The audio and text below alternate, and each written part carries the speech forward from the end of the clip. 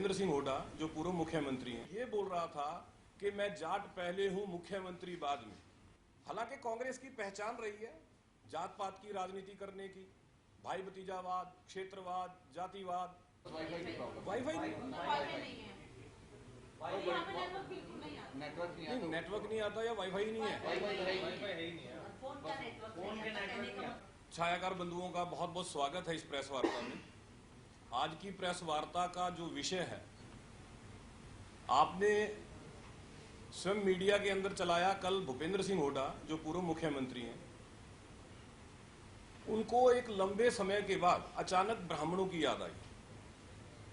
और हैरानी तो यह है कि जो व्यक्ति तालकटोरा स्टेडियम में 2012 में स्टेज से अपनी जाति का दंभ भरता था, जो व्यक्ति मुख्यमंत्री जैसे संवैधानिक पद पे होते हुए तालकटोरा स्टेडियम में यह बोल रहा था कि मैं जाट पहले हूं मुख्यमंत्री बाद में, ऐसा व्यक्ति जब उसको सत्ता से दूरी पची नहीं, उसको ब्राह्मणों की याद आई। एक बार फिर भूपेंद्र सिंह हुड्डा ने कल ब्राह्मणों को प्रलोभन में लेने का या यूं कहिए भ्रमित करने का प्रयास किया।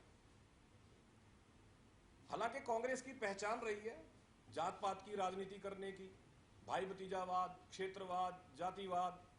लेकिन भूपेंद्र सिंह हुड्डा विशेष तौर पे अगर उनके 10 साल के कार्यकाल पे नजर डाली जाए तो एक बात बड़ी स्पष्ट दिखती है कि जो व्यक्ति सत्ता में रहते हुए ब्राह्मणों का तिरस्कार करता हो, या यूं कहिए जिस व्यक्ति ने सत्ता में रहते हुए ब्राह्मणों को पूछा ना हो, वो व्यक्ति आज विपक्ष में रहते हुए जिस तरह के प्रलोभन देने का प्रयास कर रहा है, वो व्यक्ति शायद भूल गया कि ब्राह्मण वर्ग जो है, ब्राह्मण के बारे में जो बड़ा स्पष्ट तौर पे कहा जाता है, ब्रह्म जानाति इते ब्राह्मणा, जिसको ब्रह्म का ज्ञान वो ब्राह्मण। और ऐसे वर्ग को भूपेंद्र सिंह हुड्डा प्रलोभन देने का प्रयास कर रहा है अपने इतिहास को भुलाकर। हुड्डा साहब से हालांकि पत्रकार साथी मुझे लगता है कि ये सवाल अवश्य पूछेंगे कि हुड्डा साहब, आपकी तो राजनीति जो है वर्ग विशेष की राजनीति रही है, आपकी राजनीति तो क्षेत्र विशेष की राजनीति रही है। आपके जब सत्ता में आप थे उस वक्त आपने ब्राह्मणों के लिए क्या किया, आपको बताना वो चाहिए था। हुड्डा साहब आज ये कह रहे हैं कि हम ब्राह्मण आयोग बनाएंगे। हुड्डा साहब जब 10 साल सत्ता में थे तब आपको याद नहीं आई थी? आज हुड्डा साहब ये कहते हैं कि अगर हम सत्ता में आ गए तो ब्राह्मण को उप मुख्यमंत्री बनाएंगे। हुड्डा साहब, आप ब्राह्मण को याचक के तौर पे देखना चाहते हैं। हुड्डा साहब को यह बात याद रखनी चाहिए कि आज वर्तमान सरकार, मुख्यमंत्री मनोहर लाल ने जो सम्मान ब्राह्मण वर्ग को दिया है, हरियाणा के इतिहास पे आप नजर डालें तो आप पाएंगे आज हरियाणा प्रदेश के अंदर 4 लोकसभा राज्यसभा सांसद हैं ब्राह्मण वर्ग के। 2009 से 2014 तक हुड्डा साहब प्रदेश के मुख्यमंत्री थे। एक सवाल पूछना चाहिए कि हुड्डा साहब, आपने उस वक्त ब्राह्मणों को प्रतिनिधित्व क्यों नहीं दिया? क्या उस वक्त आपको ब्राह्मणों की याद नहीं आई?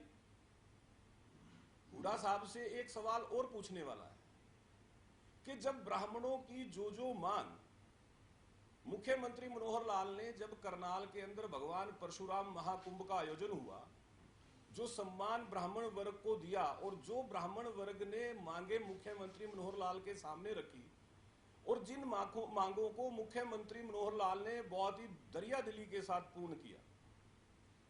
सबसे बड़ी बात, भगवान परशुराम के नाम पे डाक टिकट जारी करना। हुड्डा साहब को 10 साल मुख्यमंत्री रहते ये बात क्यों नहीं याद आ गई? तब हुड्डा साहब क्यों भूल गए थे ब्राह्मणों को? मुख्यमंत्री मनोहर लाल ने बाकायदा ब्राह्मणों को सम्मान देते हुए जो पुजारी, पुरोहित, उनके लिए बाकायदा एक कमीशन बनाने की जब बात की, मुझे लगता है कि अगर हुड्डा साहब के मन में कोई सम्मान था तो ये विषय तो हुड्डा साहब देख सकते थे। जो ब्राह्मण समाज कर्म से जिस कार्य से जुड़ा हुआ है, मनोहर लाल जी उस कार्य को एक सम्मान देते हैं, लेकिन हुड्डा साहब केवल प्रलोभन देने की बात करते हैं। भूपेंद्र सिंह हुड्डा से एक सवाल बड़ा पूछने वाला है। मुझे लगता है कि मैं पत्रकार साथियों से भी ये उम्मीद करूंगा कि जब कभी हुड्डा साहब से मिलेंगे तो इस बात को अवश्य पूछेंगे कि हुड्डा साहब क्या कारण था, आप जब सत्ता में थे कांग्रेस में उस वक्त जो ब्राह्मण नेता थे उनको कांग्रेस छोड़ के जाना पड़ा, ऐसे क्या कारण थे कि आपने एक एक करके ऐसे हालात उत्पन्न किए कि आपने ब्राह्मण नेताओं की राजनीति को खत्म करने का प्रयास किया। आज अरविंद शर्मा उनको लोकसभा सदस्य बनाया भारतीय जनता पार्टी ने, जो हुड्डा साहब की वजह से रमेश कौशिक लोकसभा सदस्य बनाया भारतीय जनता पार्टी ने, उनके पीछे भी कारण कौन था? भूपेंद्र सिंह हुड्डा। तो जो व्यक्ति लगातार ब्राह्मण समाज को दरकिनार करता रहा, जिस व्यक्ति ने कभी किसी ब्राह्मण नेता की राजनीति को पनपने नहीं दिया, आज वो व्यक्ति मीडिया बंधुओं के सामने आके जिस तरह की बातें कर रहा है, मुझे लगता है कि ये जो प्रलोभन है, हुड्डा साहब को इस विषय में एक बार विचार अवश्य करना चाहिए, क्योंकि ब्राह्मण याचक नहीं है। अगर हुड्डा साहब ये बात सोच के चल रहे हैं कि ब्राह्मण याचक है तो हुड्डा साहब गलत समझ रहे हैं। हुड्डा साहब को शास्त्रों में लिखा समझना चाहिए, क्योंकि शास्त्रों में बड़ा स्पष्ट लिखा है कि देवताओं के अधीन सब कुछ है और देवता मंत्रों के अधीन है और मंत्र ब्राह्मण के अधीन है। तो इसका मतलब क्या हुआ कि हुड्डा साहब ब्राह्मण याचक नहीं है। ब्राह्मण का तिरस्कार करने वाले व्यक्ति को इस तरह के प्रलोभन ब्राह्मण समाज को देके, मुझे लगता है आप जो अपने जाति का दम्भ स्टेज पे खड़े होके करते रहे, उस बात समय को याद कीजिए, उस वक्त को याद कीजिए। और चुनाव आने वाला है हुड्डा साहब, ब्राह्मण समाज आपको इस बात का जवाब अवश्य देगा जो आपने ताल कटोरा स्टेडियम में बोला था। तो मेरा केवल विषय इतना था। आप भाई अगर कोई सवाल पूछना चाहे इस पे अवश्य पूछ सकते हैं। जबकि हमेशा बीजेपी के ऊपर एक करते रहे हैं कि हमेशा बीजेपी राजनीति जातिवाद की करती है। आज जो हुड्डा साहब ने कही है ब्राह्मणों की बात, तो लोग इसमें बात से कहते हैं। देखिए, मैं पहले कह चुका हूं कि हुड्डा साहब की तो पूरी राजनीति जातिवाद के ऊपर निर्भर रही है। हुड्डा साहब की पार्टी के अंदर दबी जुबान में उनके लोग ये लोग आरोप लगाते रहे हैं कि हुड्डा साहब ने जातिवाद, क्षेत्रवाद और भाई भतीजावाद की राजनीति की है। वो किसी से छुपा हुआ नहीं है, लेकिन कांग्रेस की राजनीति का हिस्सा है। कांग्रेस जो काम स्वयं करती है, एक परसेप्शन बनाने के लिए आरोप भारतीय जनता पार्टी पे लगाती है। जो बातें कल हुड्डा साहब ने कही हैं, वो आपके सवाल को साबित करती हैं।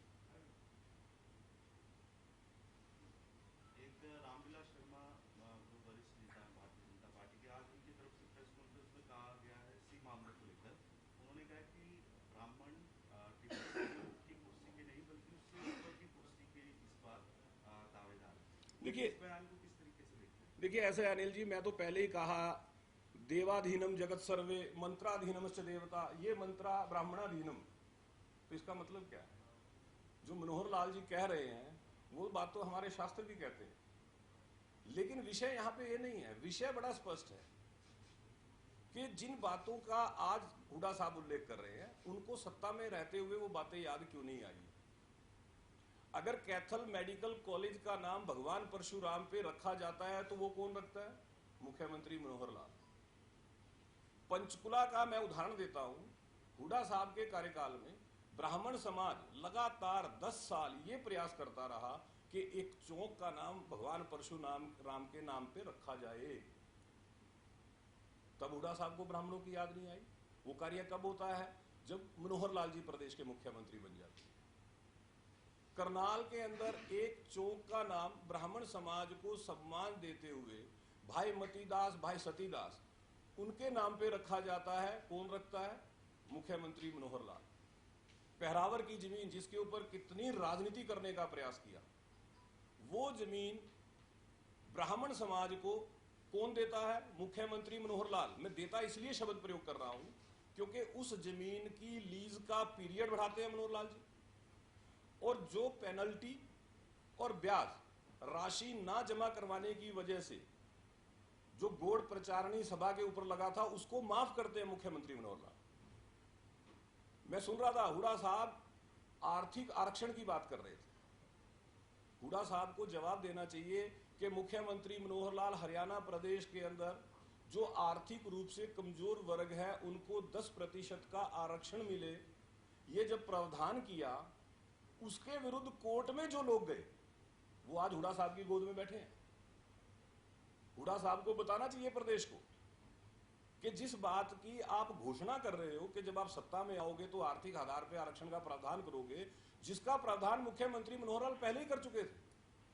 हालांकि बाद में केंद्र सरकार ने उसी योजना को, उसी पॉलिसी को दूसरे नाम से लागू किया, लेकिन जब हरियाणा में आर्थिक आधार पर आरक्षण लेके आए तो उसके विरुद्ध जो लोग कोर्ट में गए, बहुत चर्चा हुई थी, आप सब जानते हैं, बताने की जरूरत नहीं है। वो आज हुड्डा साहब की गोद में बैठे हैं, उनको तो गोद से उतार लेते हुड्डा साहब। तो मेरा विषय बड़ा स्पष्ट है कि भूपेंद्र सिंह हुड्डा समय को याद करें। जाति दंभ के आधार पे सत्ता चलाने वाला व्यक्ति ब्राह्मण समाज के लिए जिस तरह के प्रलोभन की बातें कर रहा है, ब्राह्मण समाज को भूपेंद्र सिंह हुड्डा के ऐसे प्रलोभन की आवश्यकता नहीं है। ब्राह्मण समाज मुख्यमंत्री मनोहर लाल के नेतृत्व में जो हरियाणा में सरकार चल रही है उससे पूर्णतः संतुष्ट है, क्योंकि ब्राह्मण समाज को मुख्यमंत्री मनोहर लाल ने सम्मान दिया। और ये बात ब्राह्मण समाज आने वाले चुनाव में साबित भी करेगा। हालांकि जिससे पहले जो चुनाव हुए हैं ब्राह्मण समाज ने लगातार साबित किया, इसीलिए भूपेंद्र सिंह हुड्डा परेशान हुए, इसीलिए भूपेंद्र सिंह हुड्डा ने इस तरह के बयान देने शुरू किए हैं। लेकिन ब्राह्मण समाज भूला नहीं है। हुड्डा साहब, जिस तरह से आपने ब्राह्मण नेताओं की राजनीति को खत्म करने का प्रयास किया, पिछले साल अरविंद शर्मा जी ने करनाल में ब्राह्मण सम्मेलन हुआ था, उसमें मांग उठाई थी कि जो अगला सीएम हो ब्राह्मण समुदाय से हो, और कुछ इसी तरह से शर्मा जी ने रामदास सिंह, तो इस पे क्या कहेंगे कि आपको अगला सीएम जो समुदाय से हो? देखिए ऐसा है, पहली चीज, लोकतंत्र के अंदर अगर किसी को चुनना है तो वो काम जनता का है, और राजनीतिक पार्टियों के अंदर व्यवस्था है व्यक्ति को चुनने की, नेता को चुनने की, और वो पार्टी नेतृत्व तय करता है।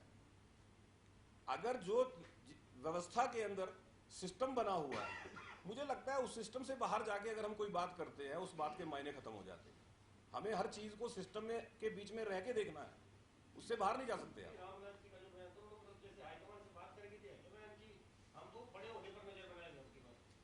अगर रामविलास जी इस तरह की इच्छा और कामना रखते हैं, मुझे लगता है कि इच्छा कामना रखने में कोई बुराई नहीं है। तय जनता ने करना है, पार्टी नेतृत्व ने करना है, कामना रखनी चाहिए, कामना रखने में क्या बुराई है। एसवाईएल के मुद्दे पर कांग्रेस के प्रदेश अध्यक्ष उदय भान ने कहा कि अब आरोप प्रत्यारोप और बैठकों का जो दोनों मुख्यमंत्री का दौर है वो समाप्त हो चुका है। केंद्र को अपनी भूमिका निभाते हुए बीआरओ के जरिए, सीपीडब्ल्यू के जरिए जो है वो कैनाल का जो है वो निर्माण करना चाहिए। अब इसके ऊपर देरी जो है वो किसी भी तरीके से सही नहीं है। उदय भान जी को अगर ये बात 2004 में याद आ जाती तो मुझे लगता है और ज्यादा अच्छा होता, क्योंकि जिस वक्त तत्कालीन पंजाब सरकार ने विधानसभा में जल समझौते रद्द किए थे, भूपेंद्र सिंह हुड्डा प्रदेश के मुख्यमंत्री बन गए थे। जब वो मामला राष्ट्रपति महोदय के पास गया सलाह के लिए, जिसको हम रेफरेंस बोल देते हैं, 10 साल मुख्यमंत्री रहे भूपेंद्र सिंह हुड्डा। उदय भान को पहले तो जनता को यह बताना चाहिए कि उस 10 साल में भूपेंद्र सिंह हुड्डा ने इस विषय में क्या किया।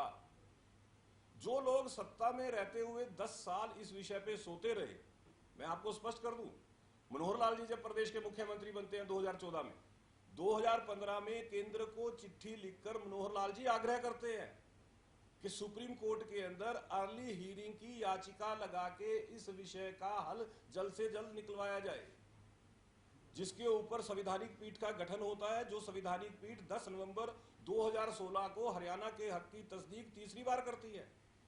ये मनोहर लाल जी के ही प्रयास है कि 2016 में निर्णय आने के बाद माननीय सुप्रीम कोर्ट के अंदर एग्जीक्यूशन पिटीशन हरियाणा सरकार लगाती है। और ये भी मनोहर लाल जी के प्रयास थे, जिन्होंने हरियाणा सरकार ने, जिनके नेतृत्व में माननीय सुप्रीम कोर्ट में पिटीशन लगा के एसवाईएल का स्टेटस को करवाया था। तो कांग्रेस के नेताओं को बयानबाजी करने से पहले अपने कर्तव्य की तरफ नजर डाल लेनी चाहिए कि जब वो लोग सत्ता में रहे उन्होंने इस विषय को विशेष तौर पे राजनीति का विषय बना के रखा, वोट की राजनीति का विषय बना के रखा। आज मनोहर लाल जी के प्रयासों से हम इस स्थिति में पहुंचे हैं, जो माननीय सुप्रीम कोर्ट ने पंजाब सरकार को फटकार लगाई और केंद्र सरकार को जो सर्वे करना और पंजाब सरकार को उसमें सहयोग करने की बात की, ये कहीं ना कहीं हरियाणा सरकार के किए जा रहे प्रयासों की एक जीत की तरह देखा जाना चाहिए। बहुत बहुत धन्यवाद आप सबका।